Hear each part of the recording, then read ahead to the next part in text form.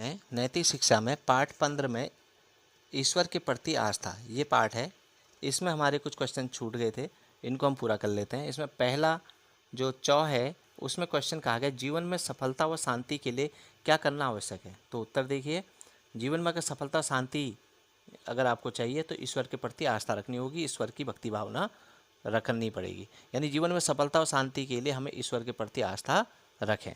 अगला है पहले का 6, ईश्वर के प्रति आस्थावान भक्तों की सूची बनाइए। ईश्वर के प्रति आस्थावान भक्त में प्रहलाद हो गया, ध्रुव हो गया, मीरा हो गई, सबरी हो गए आदि ऐसे कई हैं जो ईश्वर पर पूरा विश्वास करते थे।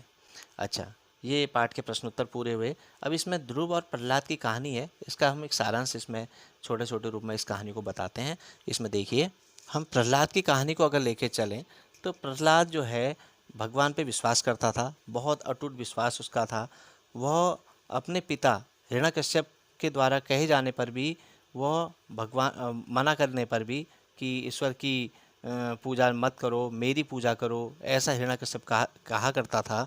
जबकि प्रहलाद ये बात नहीं मानता था और ईश्वर पर पूरा विश्वास करता था। प्रहलाद की माता जो कयाधु थी वो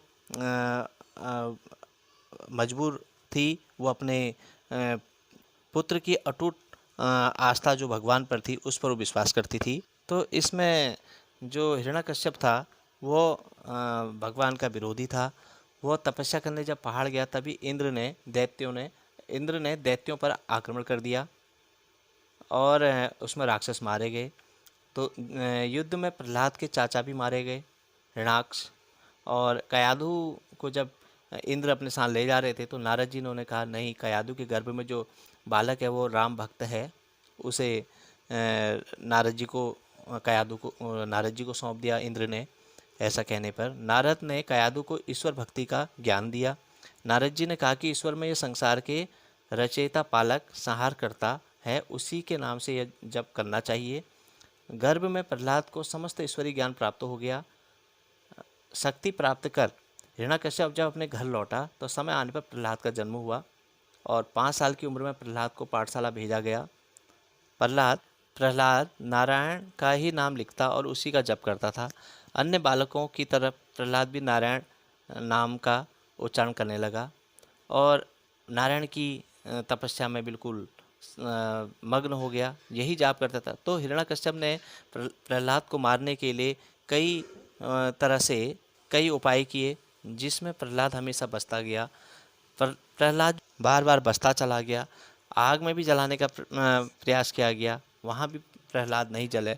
अंत में प्रहलाद को खंबे में बांध दिया गया और खंबे में बांधने के बाद हिरण्यकश्यप ने बोला कि क्या इस खंबे में भी तेरा परमात्मा है? तो उसने बोला हाँ है।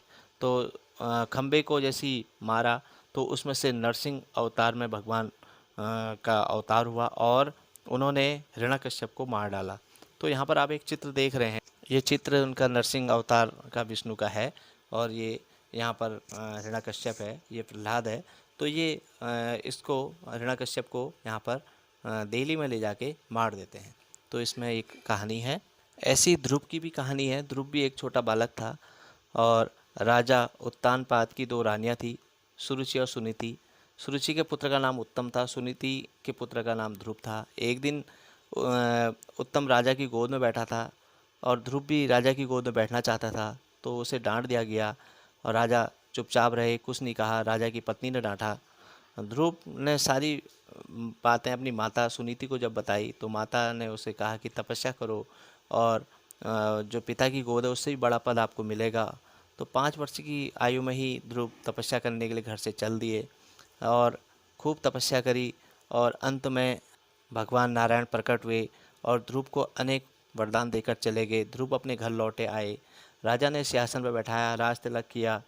ध्रुव ने वर्षानुवर्ष तक शासन किया और प्रजा का पालन किया। अंत में ध्रुव देवलोक चले गए और ध्रुव तारा आज भी उत्तर दिशा में चमक रहा है। तो ये कहानी है इसकी। आज इसमें इतना ही। धन्यवाद। कहानी सारांश आपको लिखने की आवश्यकता नहीं है, आप प्रश्न उत्तर लिखिए। धन्यवाद।